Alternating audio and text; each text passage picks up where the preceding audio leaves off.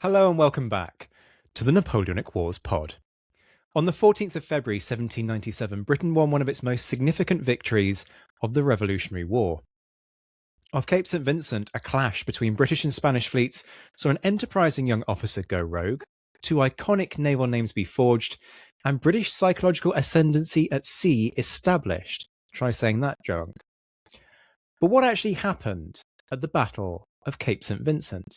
To help us separate the myth from the reality and understand how ignoring orders helped to forge a heroic reputation, we are joined by Kate Jamieson, expert in maritime security, lecturer in Nelson's Navy, and naval tour guide. Kate, great to see you back. How are you doing? Good. How are you? I'm well. I'm surviving. We are here back for some.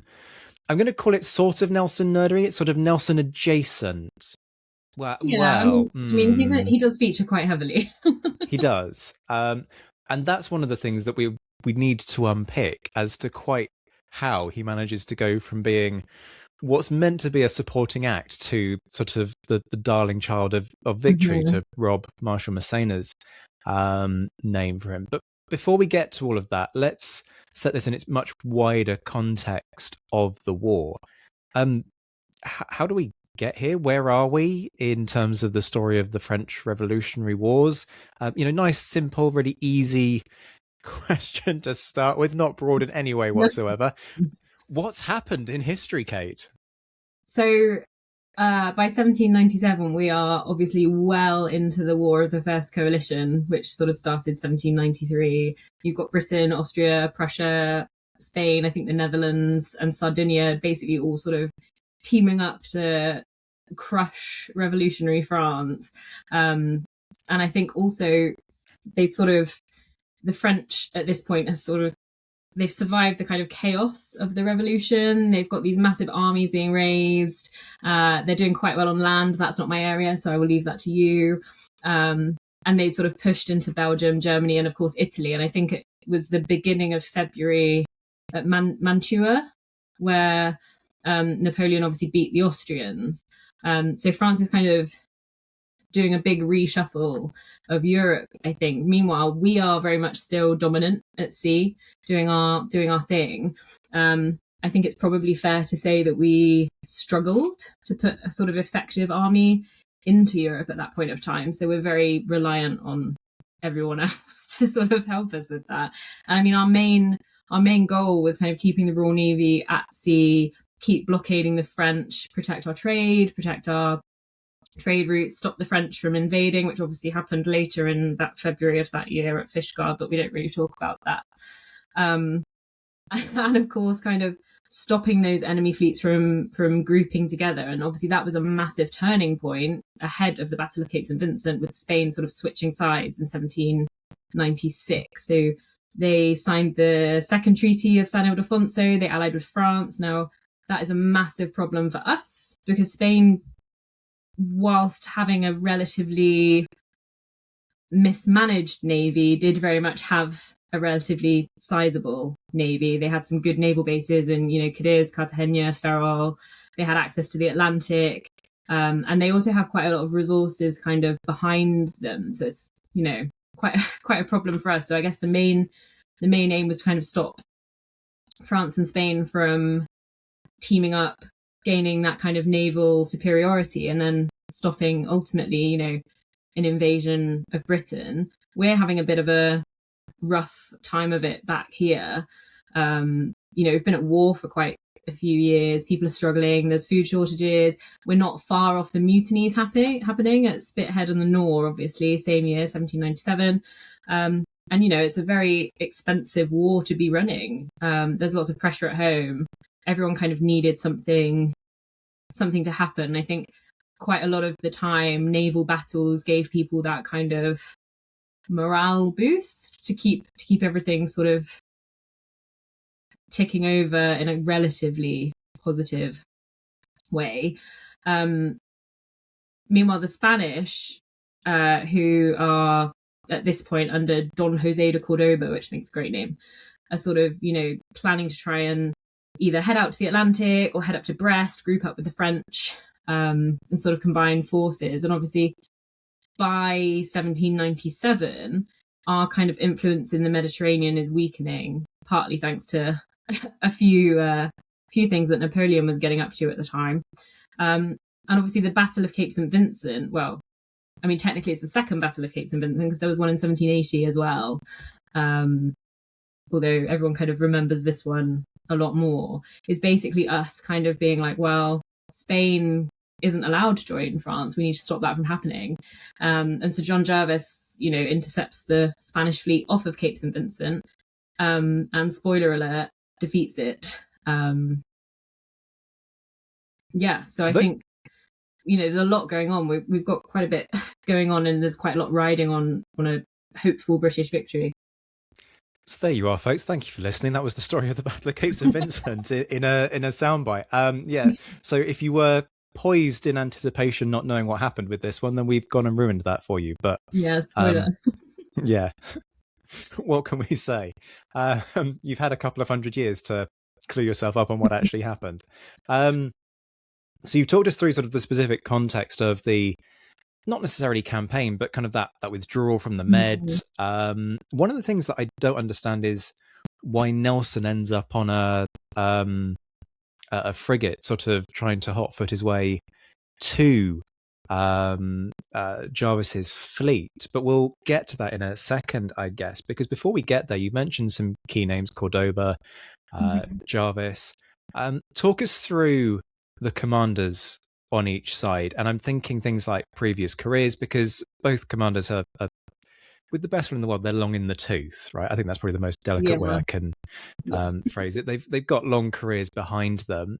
What their personalities like, experience, reputation, and perhaps most importantly, style of command. Some of which, of course, will be undermined over the course of the battle, but nonetheless, what are their styles of command? So we've got on the British side, sort of in charge of the British fleet, you've got Sir John Jervis, who is at this point Commander-in-Chief of the Mediterranean fleet, technically.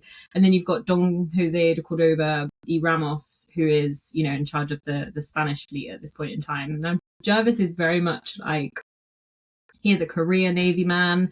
He has spent his life in the Navy. He's getting on a bit at this point. He basically been in the Navy since the 1740s. He was in the 7 Years' War. And he's kind of built a reputation at this point, kind of in a combat sense, but also administrative. Like, he's known for a lot of reforms, some good, some bad. But at this point, he's one of Britain's most senior, most reliable admirals. You could sort of rely on him to get the job done, very much so. He was also a bit of a character. There's a great story about being on blockade duty off of France at one point, and his captains weren't on deck at dawn, and he expected them to be.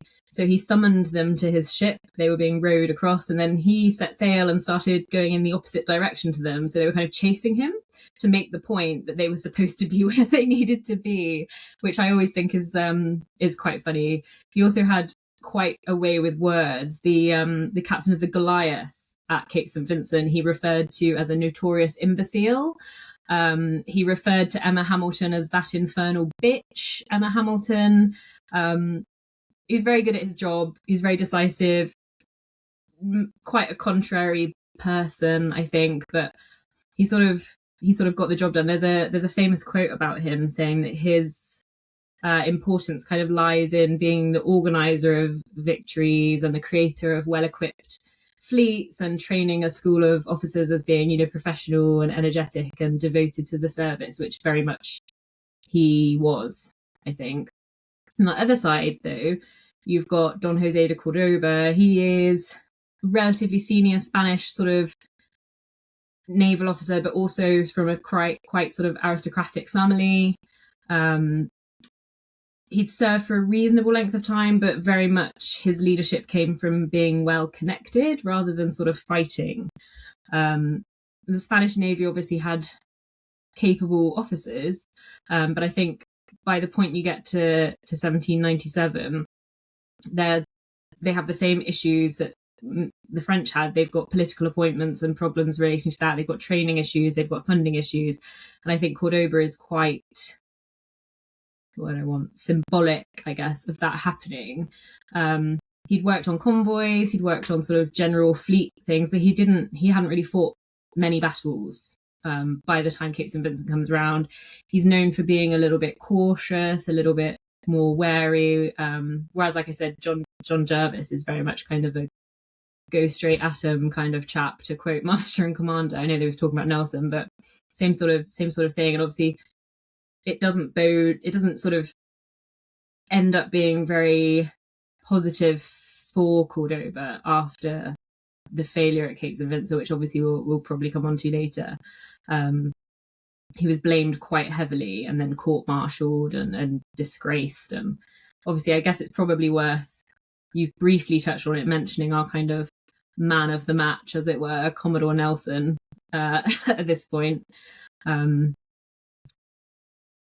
guess he's sort of made a bit of a name for himself by this point. People sort of knew of him. He'd obviously lost his eyesight in his right eye by this point in Calvi in Corsica. But he already had men following him. So by the time he gets to Cape St. Vincent and he's on the captain, he's brought lots of men who've previously served with him over to the captain that previously served with him on the Agamemnon, for example, that was his favourite ship. So he's already got quite a following by the time this kind of happens and the sort of myth of Nelson starts to kind of kick off. So you've got Nelson, quite famously. Mm-hmm. From what I remember, hasn't Cordoba got something like 6 admirals underneath him? Yeah, the Spanish Navy is a strange old setup at this point in time. I think it's also worth mentioning that I think on the Santissima Trinidad, which is obviously the big 4-decker, the biggest ship at the battle, they had something like 80 trained seamen out of a crew of about 900, which plays into why it went so badly for the Spanish. And that was relatively representative across the fleet. What are the other guys doing? Why do you get drafted into the Spanish Navy if you don't know how to sail a vessel? Well, I'm struggling. Well, though, when I was doing my research on the gunners for my masters, the French sort of prior to the revolution had a corps of seamen gunners, and they were all incredibly well trained, well drilled chaps. All went to sea, kind of run almost like an army regiment, but at sea. And then, of course, a lot of the officers.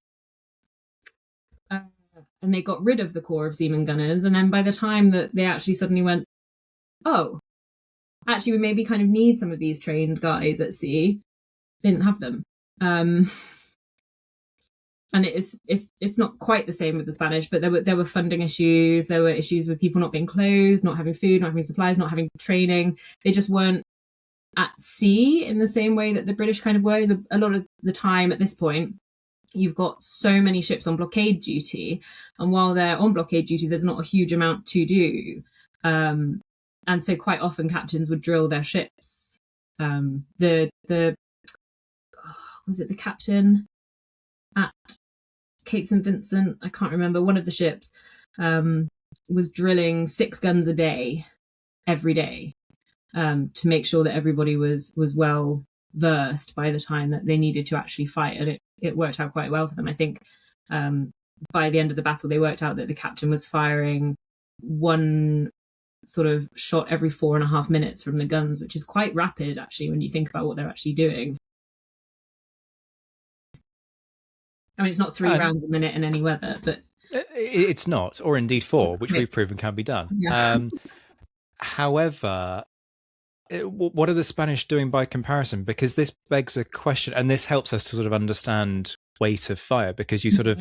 You see the video of HMS Victory's broadside going off in pyrotechnic while she's in dry dock from whenever it was. It's incredible. And it's got a beautiful rhythm to it and all the rest of it. And yet, when you sort of sit there and say, well, actually, captain's firing a cannon every, firing that same gun every 4.5 minutes. 4.5 minutes, yeah. So what are the Spanish doing? If that's the yardstick of this is really good, it's taking us 4 to 4.5 minutes to reload a cannon. what? How badly are the Spanish doing with all the goodwill in the world? Yeah, not well. So I can't remember the exact quote, but there are quite a few sort of memoirs, letters from the Battle of Cape St. Vincent where people are writing back and just going, they didn't really stand a chance because we were firing 6 shots to their 1. And you can see that in the result of the battle, which we will get to. I mean, that's quite a staggering statistic. If you start sort of trying to work out the maths, 6 to 1, and 1 takes 4.5 minutes. Now that's each gun to reload. I'm sure somebody very clever can work out the formula. It's not me. Maths is not my. Give me a French 18th century document to read. Fine. Maths, no. Yeah, give me a database to analyze, and I'm fine. Give me a nice, very simple sort of trial outcome, and I'm your individual. But somebody can probably work out what that equates to in terms of shot ratio and let us know. But let's just stay with the British fleet for a moment, because it strikes me as very, very small, to the point where this battle probably shouldn't have happened. If you're going to play the numbers game, if you're going to war game this situation, you look at it and sort of go, no, there's a lot of risk here. So talk us through, I guess, fleet sizes, because that matters in terms of understanding this, and also ratings, because you would expect the Spanish to, sure, maybe they're not capable of firing more than 6 to 1 in terms of ratio, but they've got a cannon advantage, if nothing else. So just talk us through all of that. So, again, without going too much into the detail of how the battle comes about, on paper, very much we were outnumbered almost 2 to 1. In fact, if you include the smaller ships that were at the battle, not the ships of the line, very much outnumbered. But that doesn't really matter so much in this kind of fleet style engagement. I mean, you'd line your ships up traditionally, you would line your ships up in line of battle alongside a kind of counterpart that's a similar size, and you'll fire on each other until one of you gives in. That's not what happened at Cape St. Vincent, obviously. But, we had sort of 15 ships of the line. The Spanish had 27. So on paper, that does seem to be an advantage. And there's a great story about Robert Calder, Jervis's flag captain, spotting them in the fog and going, there are 8 sail of the line, Sir John. There are 20 sail of the line, Sir John. There are 25 sail of the line, Sir John. There are 27 sail of the line, Sir John. And John Jervis goes, no, enough, sir. No more of that. The die is cast. If there are 50 sail, I'll go straight through them. Which might, again, be one of those sort of mythological things that happened, not necessarily in those words, but I think it's a great story. And again, on paper, we're in a kind of relatively difficult kind of logistical position at this point. We've kind of been forced out of the central Mediterranean sort of towards Gibraltar and then up to Lisbon. So we're very, very reliant on Lisbon at this point as a kind of supply hub, I guess. We've got limited dockyard support compared to what you'd have at home. But the difference is, whilst on paper you're outnumbered, we've got generally ships that are well maintained. They are well drilled, they're well trained. The guys on board know what they're doing. They've been at war for quite a long time by this point, whereas the Spanish, not so much. The pay isn't great. The conditions are difficult. And obviously, like I said, the mutinies at Spithead and the Nore kick off later that year. But the main point is that Jervis's fleet is very much a British, disciplined, war-confident kind of fleet. A lot of the captains have either served under people who have fought fleet engagements, or they've been in, a part of one. And those crews that have been on blockade are relatively well drilled. But the Spanish did have funding issues. They did have supply issues. They struggled to keep crews trained, and also within the Navy, they struggled to keep their ships fitted out. They had a lot of ships. They were in relatively all right condition. Obviously, the Santissima Trinidad we come across again in 1805 at Trafalgar. So they obviously keep some of their ships in relatively good condition, but you've still got that issue where you've got such a small number of men that are actually trained, making up the crews of the ship. So they're big, powerful ships, but they're not ready to fight in the way that the British are. And there's a big problem ahead of Cape St. Vincent, of course, with the weather as well. So the Spanish fleet ends up being slightly dispersed because of the weather, which massively matters because, you know, it can disrupt their sort of formation, their communications, and really that kind of readiness to fight. So they're not in a great position. They're not reacting as one unit, but Jervis's fleet were trained, and that's you know, it's exactly what they did. Yeah, if folks need a modern point of comparison to really sort of hammer this home, it's all very well, you know, Britain perhaps launching 4 aircraft carriers, but if you haven't got the pilots to fly the jets off the flight deck, they're just big hunks of target fundamentally. And you know, we talk a lot about Santissima Trinidad because she's the famous one of the Spanish fleet. 130 guns, 4 decks, one of the largest ships afloat during this point in time. Yeah. And yet, as you say, if you haven't got the trained sailors to A, navigate her, and B, make use of those 130 guns, well, then she's a sort of floating unmanned battery, which becomes more liability than anything else. Also, she's not called Il Ponderoso for nothing, but perhaps we'll get to that in a bit. So let's talk about opening moves, I get. Why is Nelson the hero before this even starts? Because Nelson ends up on a frigate, go figure, and then he ends up doing something really quite remarkable in the midst of some fog. I won't spoil the story because you're the one who's here to tell the story, but why? Help me out, Kate. What's going on here? Yeah, so I think it's worth mentioning the kind of backstory a little bit in the sense of everything that sort of was happening in the Med. So obviously with Spain becoming an ally of France, that shifted, like I said, that kind of naval balance pretty heavily, which also gave us problems in the Mediterranean because obviously Spain has both the Atlantic and the Mediterranean coast. So John Jervis's fleet is kind of based around sort of Corsica, Italy for the most part, but they are becoming more kind of vulnerable, I guess, because Spain does, you know, command some of these big ports in the Mediterranean that people need to pay attention to. They're very close to Gibraltar, of course, which is where we were sort of basing out of, and Jervis is basically, you know, forced to kind of withdraw, head west, and actually goes into Gibraltar, going sort of back towards the Atlantic, and getting quite nervous about his other ships that are in the Mediterranean. One of whom is, you know, carrying Commodore Nelson at this point, La Minerve. And again, it all comes down to that kind of fleet concentration side of things. So Jervis has kind of put his fleet initially sort of south of Cape St. Vincent, which sort of gives him the ability to help Nelson if needed as he sort of comes out of the gut of Gibraltar, as they called it, the sort of Strait of Gibraltar. And Nelson is in La Minerve at this point. He's got a second lieutenant, Thomas Masterman Hardy, who, of course, he'll pop up again at some point in the future, I'm sure. Wink, wink, nudge, nudge. And there's a great story, actually, about one of the seamen on La Minerve falling off of one of the sort of topmasts whilst bringing in the sails, or shaking out the reefs from the sails even. So he fell in the water. Hardy launched one of the sort of boats to go and find him.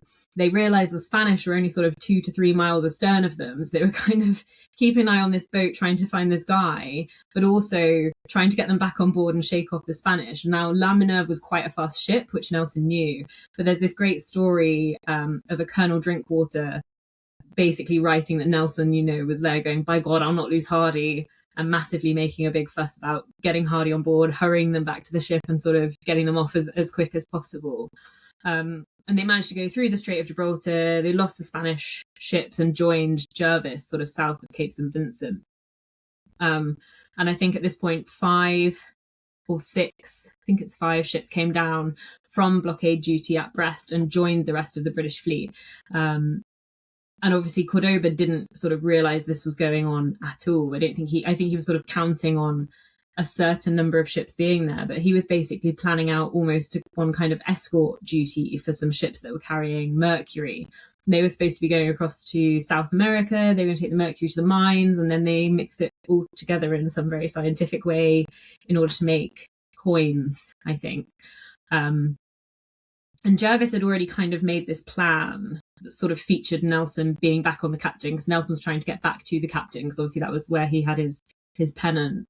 So Jervis kind of he did a bit of a switch and moved the Goliath with his notorious imbecile captain slightly further sort of to the centre so he could keep an eye on him, and made sure that Nelson was slightly further back towards the rear so that he could sort of strengthen his line a bit, because he knew that Nelson was, good at what he did.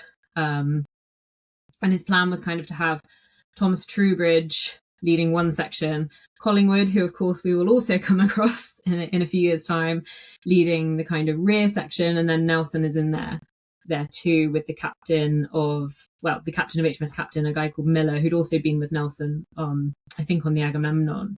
And again, he knew what he was doing. He's a very, very switched on guy. So by the time you get to the sort of morning of the 14th, Valentine's Day, or Battle of Cape St. Vincent Day, as some of us refer to it, they've been not sat around for a bit, but they know what's going on. They've got a plan. They're ready. They've got a relatively light breeze. It's quite hazy and foggy. And Nelson sort of has already spotted what, the Spanish fleet looks like while he's making his way up to join the British before that. So I think, like I said, the sort of rubbish visibility kind of led Don Jose into thinking there were probably fewer ships than there were. And it didn't really matter. Like I said, we were technically outnumbered, but Jervis knew that the Spanish were not particularly competent, so it didn't really matter. So they sort of, they headed out with these ships, the Spanish, the Mercury ships sort of escorting them. Cordoba thought Jervis was up in Lisbon, and probably didn't really know about the other ships that had rocked up from Brest either. Cape St. Vincent isn't random. If you go up the coast and follow it around, it's actually sort of on the route between kind of Cadiz and then the Portuguese coast. So it's actually quite strategic point when you look at it on a map. And it's quite choppy. I've sailed around it with my brother. It's quite choppy as you sort of round the headland, but it is in actually a very, very sort of strategic spot, I guess. There are so many apocryphal or potentially apocryphal stories. One that I've heard is that the Minerve, whilst it's taking Nelson to rejoin HMS Captain, sails almost within sort of a couple of cable lengths of the Spanish fleet, which I've always scratched my head about and sort of gone, but how did the Spanish not see? Granted, it's heavy fog is meant to be the reason. Well, supposedly they can hear people speaking, right, on the other ships, a bit like the scene in Master and Commander where they're like, shh, you can hear the ships about and things. Exactly. Do we think that that's legitimate? Is there sort of hyperbole going on there? It's definitely happened. But how did the Spanish not notice? Like, well, I mean, they're not. They literally let this frigate sail through. I mean, Minerva's it happens quite regularly, though, doesn't it? It happened like you've got. So again, coming back to sort of a brief history of blockades, the reason that they were so effective is because obviously you've got a close blockade, and then you've got a distant blockade, and how you then send your ships in and out to kind of monitor everything kind of changes that. And we were very, very good at getting ships sneaking in and out to keep an eye on what the French were up to in Brest and Lorient, and the Spanish again in Cadiz later. Collingwood was very, very effective with his blockade. And we sort of knew what we were doing. It's very easy to sneak in and out if you've got the right ships. And I mean, that's kind of what the frigates were designed for. They were fast, they were maneuverable. The Minerve was a very quick ship, and Nelson knew that. And I mean, there's a great book, I can't remember the name of it, all about all of the different frigates in Nelson's Navy and all the captains on them. And they were very well trained, very good, a lot of intelligence going back and forth. Like, by this point, they're really switched on. So the Spanish are sort of standing around having, I don't know, a cup of coffee, because they wouldn't be drinking a cup of tea, of course. That would be the British way of doing things, whilst a frigate sails through their midst. And as you've alluded to, the mist ends up being quite key in terms of sort of the separation. So there's almost sort of a vanguard of, is it 5 Spanish vessels that's just sort of separated by the rest? And then Jarvis's plan is, hey, let's just go straight through the middle of them. Yeah. they've sort of ended up in little groups because of the weather. So they're dispersed into kind of, I think, 3 or 4 groups of ships. And, you know, by the time Cordoba's actually realised what's going on, Jervis is kind of like, yeah, okay, I've got the weather gauge, the weather advantage. I know what I'm doing.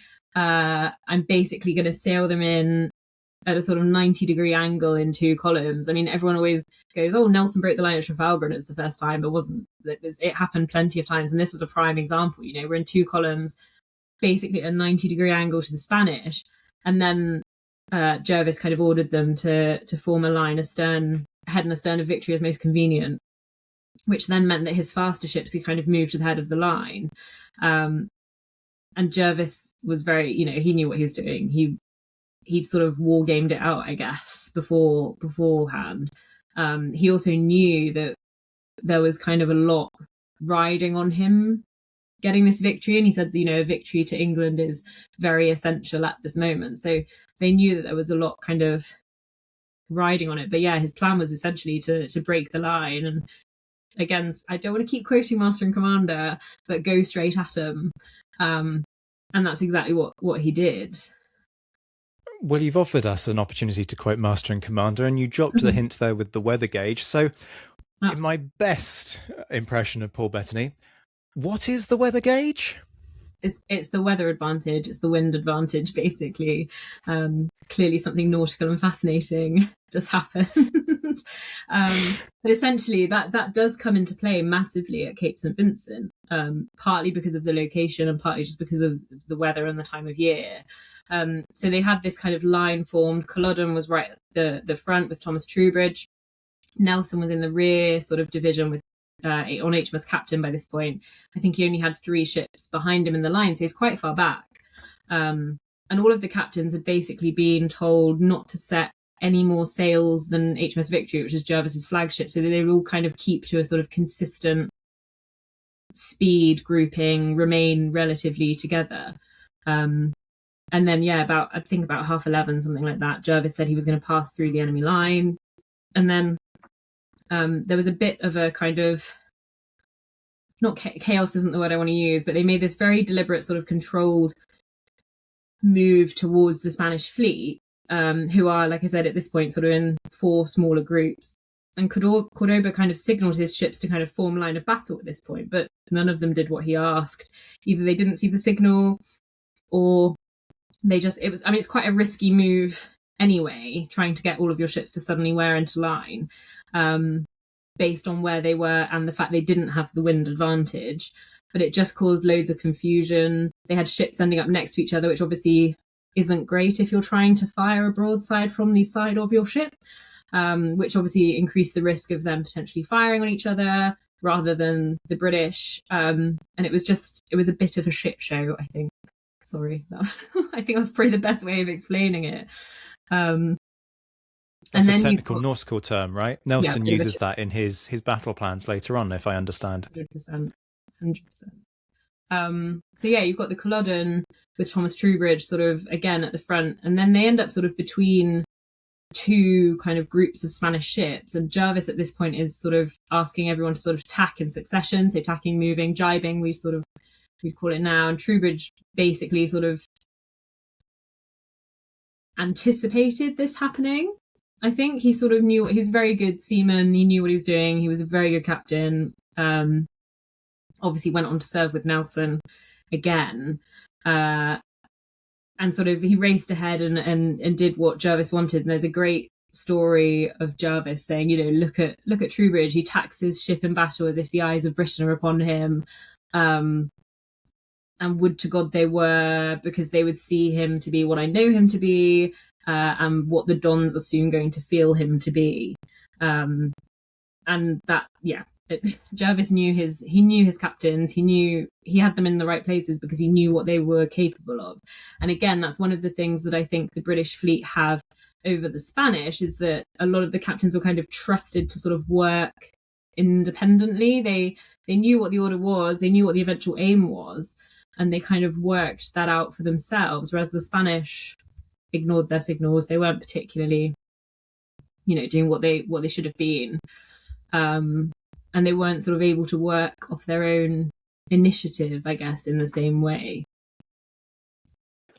So Jarvis sort of achieves his aim of punching his way through, but that's only sort of part of the story, right? Because sure, you can punch your way through, that gives you the initial advantage, but the battle goes on, and if you allow the entire line to pass through the Spanish fleet, at some point you're going to have to turn around again, and you don't want to leave your enemy with the weather gauge. So he, as you say, starts to give this order to tack.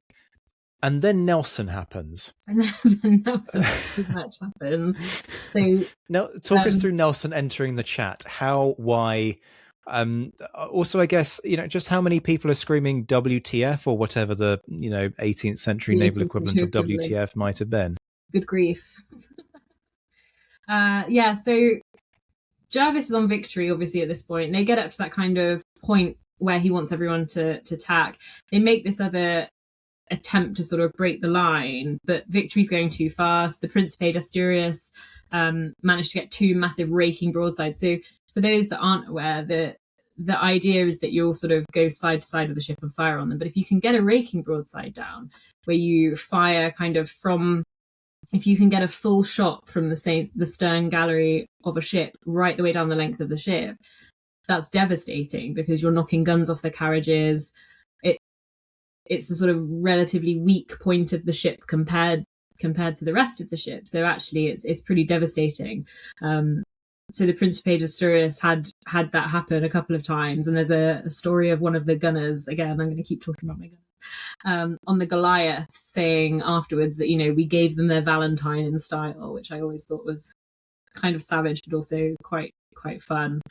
And it's at this point that you've got the master on, I think it was Prince George, that mentioned, like I said, that sort of ratio of firing of sort of 6-1 for the Spanish ships. And then by the time you kind of get to 1 o'clock in the afternoon, you've got Jervis hoisting another signal saying, take suitable stations for mutual support and engage the enemy coming up in succession. So that's important to remember because Nelson takes the meaning of that quite liberally. And so Nelson, on captain towards the rear, kind of realizes that Jervis's maneuver isn't going to be completed before the Spanish can kind of turn around and escape relatively unharmed and get back to Cadiz. And he realizes that by the time the British fleet have tacked, the Spanish are going to kind of, again, have taken over that weather gauge by turning. And also they were about to break the Spanish line. So he kind of took things into his own hands, as you said, and went a bit rogue. And I think he kind of latched onto that follow-up order to take suitable stations and gave it a bit of a generous interpretation in Nelson terms. Ordered Captain Miller of the captain to wear ship, which is jibing, and basically that's the only way to kind of move your ship safely out of line, because if you tack, then you can either be brought head on to the wind and that will stop you, or you're going to drift and sort of then risk colliding with other ships, which again, not ideal. So he decided to take the captain out of line, engage this smaller group of Spanish ships, one of which was the Santissima Trinidad. And Jervis couldn't see any of this happening because it was quite smoky and hazy. So he just kind of assumed Nelson had also tacked. So she swung round to port, joined the line ahead of Troubridge. Troubridge is on Culloden, who brings Culloden sort of back into the fight, as it were, and sort of turns what could have been Nelson's sort of suicidal solo charge into this kind of fleet-wide brawl, where the British are then bringing more ships to bear. And they went straight for the Santissima Trinidad. Collingwood then joined with HMS Excellent. I think they were receiving fire from something like 5 to 6 ships while they were doing this. So it's not a small feat. And obviously, had those 2 groups of Spanish ships been able to rejoin, which didn't happen thanks to Nelson, it would have been a pretty different outcome for the battle. And if it also hadn't worked, Nelson would have ended up being court-martialed for very much disobeying orders in the middle of battle, which is a pretty career-ending mistake, which for someone like Nelson, who cared a lot about what people thought about him, would have put him into some difficult circles and no more polite naval conversation about Commodore Nelson. But thankfully, he sort of had the foresight to realise that, Jervis would then have time to reach that main group of Spanish ships if he attacked where he was. And I mean, Jervis's plan was always hoping for that kind of superior English gunnery discipline overriding the kind of Spanish size and guns. And then he wanted that kind of close quarter sort of fighting. And Nelson did that massively. So he had Collingwood in HMS Excellent engaging the Salvador del Mundo and the San Isidoro, which basically caused both of them to strike their colours. They then sailed to help Nelson on his little adventure that he'd taken at this point on the Captain. They engaged the San Nicolas from literally, I mean, we're about 10 feet away at this point. It's very, very close quarters. And they caused the San Nicolas basically to swing round, and she hit the San Joseph, and San Joseph, before Collingwood basically then took the Excellent on to fight the Santissima Trinidad. And again, Excellent, you know, she's the Santissima Trinidad is vast. She's a much bigger ship than any other ship at battle. So, you know, the balls of steel that these guys had to just go, yeah, fine. I mean, it's not quite the same as Henry Digby in HMS Africa going up at Trafalgar to try and force the surrender of the Santissima Trinidad, which was insane, frankly. And they sort of told him to go on his merry way. But I mean, it's not far off. And Nelson's on the Captain, which at this point is dismasted. So they're not having a great time. But he'd made sure that Captain Miller had basically put the Captain alongside the San Nicolas. And Nelson led this boarding party, famously shouting, "Westminster Abbey or glorious victory," as he jumped on board. And then the San Jose, obviously, which is 112 guns, I think, 112 guns, basically came to the aid of the San Nicolas. And so Nelson then called for another boarding party and just cross-decked from one ship to the other.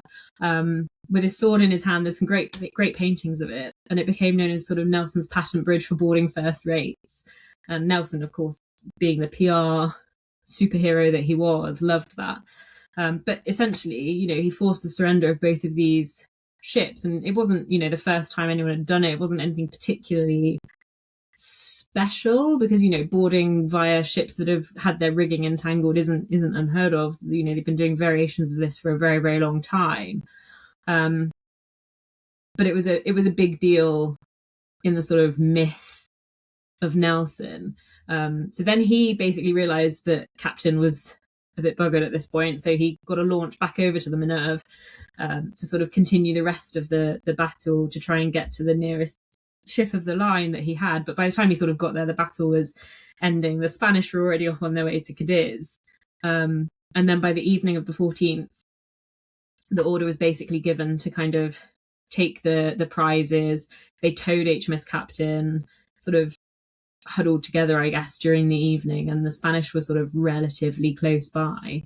And then Nelson went over to Victory to meet Jervis. And there's this great story of Nelson being super humble as ever, saying, you know, the Admiral embraced me, said that he couldn't sufficiently thank me. He used every kind expression, which couldn't fail to make me happy. And it's just the most Nelson thing. I mean, there's more Nelsoning to come, but, you know, that it just sums him up as a person. And I mean, what he actually didn't end up in the official dispatches. So what Nelson did was write it out and send it to all of the newspapers so that everyone knew anyway what he had been up to, which is always quite fun, I think. So those folks who don't watch the show and instead just listen to it won't have seen me practically die of laughter at the fact that Jervis was so grateful for what I'd done and then neglected to include a single word in the official dispatch. Because he shouldn't have done it. It worked out well, but also like a bit of a bitch slap from Jervis there, subtly. Yeah. I mean, they were good friends after this, so it didn't work out badly for Nelson, but he definitely didn't do what he was meant to do. Must have been a good payday for Nelson when the prize money came back as well. If you, as the captain, Commodore, but you are the person who leads the boarding parties, I imagine you take 2 ships of the line. Yeah. I imagine there's a hefty payout. Yeah, I mean, I can't tell you what it is off the top of my head because it involves numbers and numbers are not my thing, but it worked out quite well. And obviously that does filter down. The crew would all get something as well. I mean, not as much as Nelson, but I think the main thing for Nelson in terms of rewards was the fact that this kind of made him, or at least it set him up to become this kind of public figure. I think the Nile is really where it kind of cemented it, and he became this figure that turned up on plates and chinaware and pictures and prints and things. But Kate St. Vincent was very much one of those moments where everyone kind of went, oh, okay, this guy, yeah, sure. And I think it's one of those things, like I said, naval victories at this time are as much about kind of morale and the public being confident about the Navy than they are with sort of strategy. And I mean, most people don't care about how a battle is necessarily fought, like the people on the street that aren't, you know, naval. They sort of see a victory and go, oh, this is great. And they get their letters home from men who are at sea saying, you know, I was at the Battle of Kate St. Vincent with Nelson, this happened, blah, blah, blah, blah. And it puts them there in that moment. And I think that's the main kind of thing. And Nelson obviously was also a bit of a PR genius, egotist, I don't know, we could go down both. Narcissist? He would have been annoying on Twitter. He would have given Elon Musk a run for his money, I think. But he was very good at marketing himself. So there's a great story. I'm going to have to find, I think I've written it down on a bit of, yes, I have. Here we go. I'm going to have to read this off a bit of paper, so I'm really sorry. But Nelson, basically, one of the Spanish papers had written this kind of recipe called Commodore Nelson's recipe to make an olla podrida, which is kind of a spicy meal dish thing.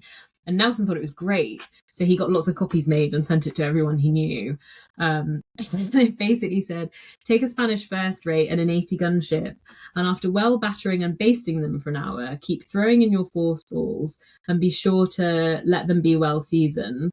Your fire must never slacken for a single moment, but must be kept up as brisk as possible during the whole time. As you perceive your Spaniards to be well stewed and blended together, then throw your own ship on board of the two-decker, lash your sprit sail yard to her mizzenmast, jump into her quarter galley, sword in hand, and let the rest of your boarders follow as they can. The moment you appear on the 80-gun ship's quarterdeck, the Spaniards will throw down their arms and fly. You then only have to take a hop, step, and a jump from your stepping stone, and you'll find yourself in the middle of the first-rate's quarterdeck with all the Spaniards at your feet. Your olla podrida may now be considered completely dished and fit to be set before His Majesty. And Nelson got copies of that made and sent to everybody he knew, all the papers, etc., etc., along with that account of his actions, because look what I did. I'm great. I mean, to be fair, he did a good job, so fair enough. But I mean, it was a ballsy move. Like, the guy was not short of No.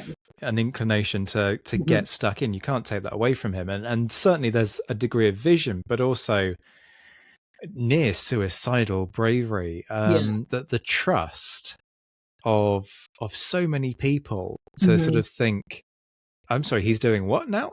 This had better work, because if it doesn't. I think a lot of that also came from the fact that the people a lot of the guys on the captain had served with Nelson in other ships. He'd brought them over to the captain because they were good guys. They weren't all officers. Some of them were junior rates. Like, he very much, I mean, Nelson got to where he was partly through that kind of patronage that the Navy very much focuses on. But you also have to be good at your job, right? You can't buy a commission like you could in the army. You have to actually know how to sail the ship. You have to know how to command a ship. You have to know how the ship sails in all weathers, and you have to know how to fight the ship. And you've got warrant officers who obviously will help you. You've got carpenters, pursers, surgeons, etc. But you have to know what you're doing. And I'm not saying that the guys in the army didn't know what they were doing, but you couldn't buy a commission in the Navy. You had to go in at the bottom and work your way up. And Nelson and Collingwood also were kind of at the same level and did that quite quickly because they were very good at what they did and they picked it up and they were switched on. And I think probably that's what Jervis liked, because Jervis did the same kind of thing, you know. I mean, he wasn't Nelson's, what was the term? Nelson had a sea daddy called William Lockhart. And again, it comes back to that sort of patronage thing. The term is entertaining, but you know, Nelson learned a lot from Jervis, and you can see a lot of what he has picked up from people like Jervis in the other actions that he has. So everyone kind of attributes all of these things to Nelson, but he's picked them up from other people. So looking more widely at sort of losses and impact, correct me if I'm wrong, the British take 4 ships of the line. So Yeah. so Nelson accounts for half of the Half of ships those. taken, which probably again doesn't do his Collingwood are the other reputation. 2, I think. So Collingwood and Nelson are sort of tag teaming this great kind of victory. So I mean, it makes sense that, you know, in 1805, when they've continued on for another 8 years, that they end up both together, and Collingwood is Nelson's second in command at Trafalgar, because they fought the same way, they learnt the same way, they fought at the same battles, they've been at the same engagement. You know, they work in quite similar ways. It's very telling. So correct me if I'm wrong. Collingwood is commands one of the other vessels that turns in support of Nelson's nutty move. Yeah, HMS Excellent.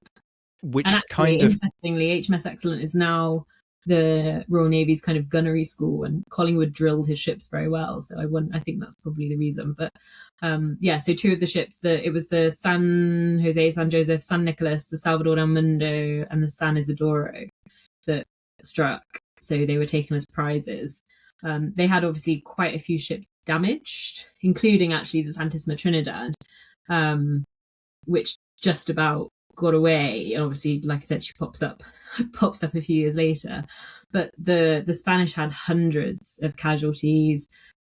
They also took a massive knock in terms of reputation, I guess. Whereas we lost no ships, and comparatively, those wounded and killed were sort of in the low hundreds. So, I mean, it's still not ideal. You wouldn't lose anyone, but comparatively, we come off a lot better. And obviously that ends up being like a massive morale boost, really. And you've got Jervis then gets created, or given the title Earl St. Vincent, which, you know, cements his kind of reputation within the Navy, pushes his authority a bit higher, and obviously then later that kind of helps him with all of the reforms he makes. And Nelson at this point is then promoted to Rear Admiral of the Blue. He's given the Order of Bath. He becomes, like I said, this kind of name where everyone's like, oh, Nelson, yeah, I recognise him. We don't talk so much about what happened later in 1797 with his arm, and Tenerife was a bit of a disaster, actually, so we'll just go on that until he pops up again famously in sort of 1798 and then 1801 and then 1805. But this, I think, Cape St. Vincent is really where people start to go, oh, okay, this guy's, you know, he's doing things, he's quite switched on, he's a name to sort of watch and keep an eye on, definitely. And it's definitely where the kind of myth of Nelson really starts, I think, and people start paying attention a lot more to what he's doing. Cordoba, on the other hand, had a nightmare after the battle. He was blamed for this defeat. Like I said, he was sort of, a lot of Spanish historians have said that he was quite cautious, overly cautious. But he got court-martialed. He was basically removed from command. The Spanish kind of naval leadership take this massive, massive hit. The confidence of the Spanish Navy being at sea massively deteriorates. And I mean, I don't think it really comes back. I mean, even when you look at Trafalgar 8 years later, they're still having the same problems with crews, still having the same problem with qualified seamen on their ships. And it's just, they never really recover, I think, from that kind of situation. Obviously, they were planning to kind of regroup, head back, maybe link up with the French, and St. Vincent Jervis has basically stopped that completely. They end up going back to Cadiz, and then we maintain a very, very good blockade of Cadiz for years later. So they're pretty much, I don't want to say wiped, neutralized, I guess, slightly as a kind of active strategic player in this big game that, you know, nothing really happens. They managed to sneak out of Cadiz in 1805, and we know what happened there as well. But, you know, St. Vincent basically gave Britain this massive propaganda win. It was great for publicity, it's great for morale, it's great for funding. You still have those problems later in the year with the Navy, and the Navy learned from that quite heavily. But it definitely sort of continues to give people that confidence in the Navy that they needed at this point in time, I think. Two things strike me about this. The first is that the fact that Nelson's move is responsible for 100% of the ships taken kind of proves the point that it was the right move. So I'm very curious about to what extent this maneuver turns the Battle of Cape St. Vincent from a battle where, sure, the British did all right, but ultimately nothing came of it, and it sort of ends up being almost more like a skirmish than a full-blown battle. Yeah. But also, because this thwarts the French plans and therefore by extension the Spanish plans of this unification to then be able to take on the Channel Fleet, to what extent does this victory basically enable the Spithead and Nore mutiny, in the sense that there isn't the same level of threat? Don't get me wrong, there is still a threat. I'm not disputing that, but the degree of the threat is reduced because, well, actually, Jervis has gone and sent the Spanish packing, so the French might put to sea or they might not, and so therefore perhaps there's a little bit of breathing space into which particularly the Spithead mutiny can then sort of develop. Or am I overthinking things there? No, I think that's fair. I think Cape St. Vincent's very much sort of seen as one of those big fleet victories in the period, because obviously we did beat, again, on paper, a larger Spanish fleet. It helped secure the kind of Mediterranean approaches for us again, which again is important. And obviously it helps with Nelson's reputation, enforces naval dominance, etc., etc. But it doesn't have the same impact that Trafalgar does, or even the Nile, really, in terms of morale and things. I mean, Trafalgar basically killed off that invasion threat completely, and the Nile destroyed Napoleon's kind of eastern ambitions. I mean, this is basically just a big it's a big career boost for Nelson, but actually strategically, it's a great victory, but it's more just one that kind of boosts Nelson into this sort of, I don't want to say celebrity, because he's not really at this point that famous. But I mean, obviously you continue to have the problems into sort of May 1797 when the mutinies sort of happen. You've got the Channel Fleet having a pretty questionably rubbish time. They're not happy about living conditions. They want better pay. They want more shore leave. They want more compensation for when they're sick, when they're injured. And yeah, they mutinied, and there were reforms that were needed. And obviously they'd given pay rises, I think, at this point to the army, and the naval officers had a pay rise, but the men hadn't. And the men, and I will fight this cause, knowing that I massively am into currently researching my gunners and my senior petty officers and my warrant officers. They're the reason that these ships are running, and they've kind of twigged at this point, and they're having all of these issues. They've coppered most of the hulls of the ships at this point as well, which means they don't have to return as often as they did to go home. So they're not going home as often as they wanted. They're at sea a lot more. The Navy didn't make any adjustment for this for anybody, and it was a bit shit for them, honestly. And they didn't really understand why people were unhappy about it, because I think their thought was, well, you're working and we're giving you money and you're being paid and you get some prize money, but obviously that isn't really how it works. And you've got some people joining from the impressment in port who are landsmen who've never been to sea before, so they don't really understand the concept of being at sea. And it becomes a big problem. And I mean, you've got I'm struggling to remember now, it was a long time ago since I looked at the mutinies, but you had these elected kind of delegates from each ship, from parts of the fleet, who went and they basically hashed it out with the Admiralty for a good few weeks, to kind of work out how everyone could be better paid. Supposedly impressment was one of the big motivations for the mutiny, but I'm not 100% sure, because there's a really interesting book that's been written about impressment, and actually the statistics for the guys that were impressed that had never been to sea before were a lot smaller, a lot lower than people would have you think. I can't remember the name of the guy that wrote the book on it, but he went through basically all of the muster books of all of the ships in the Navy at this point in time and worked out that it was something like 15-16% that had never been to sea before. Like, it wasn't a case of going in and just dragging people from their beds, so it was ending impressment was kind of one of the motivations, but it wasn't. Most of it came down to conditions, and I think the Navy eventually realised that if you want a fleet that can actually fight, you need better conditions. You need people who want to fight. I mean, if you look at the equivalents in the French Navy at this point, you've got people going to sea with no clothes and they mutiny because they've got no clothes, no food. I mean, the positive is that we had people who had clothes, but I mean, it's not great. It's a low bar, isn't it? Yeah. In the grand scheme of things. I am better because I've been dragged away from my family, but at least I have a shirt on my back is not really sort of that's not really what you aspire to in your career path, I guess.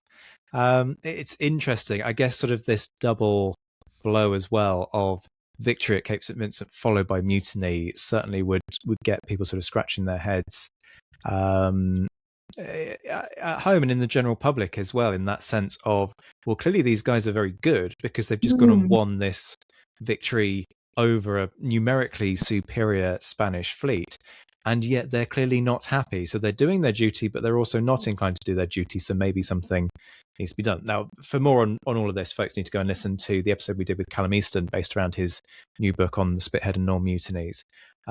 Kate, we'll call a halt there, but thank you so much for sitting down and talking to us about Cape St. Vincent on the anniversary of Cape St. Vincent.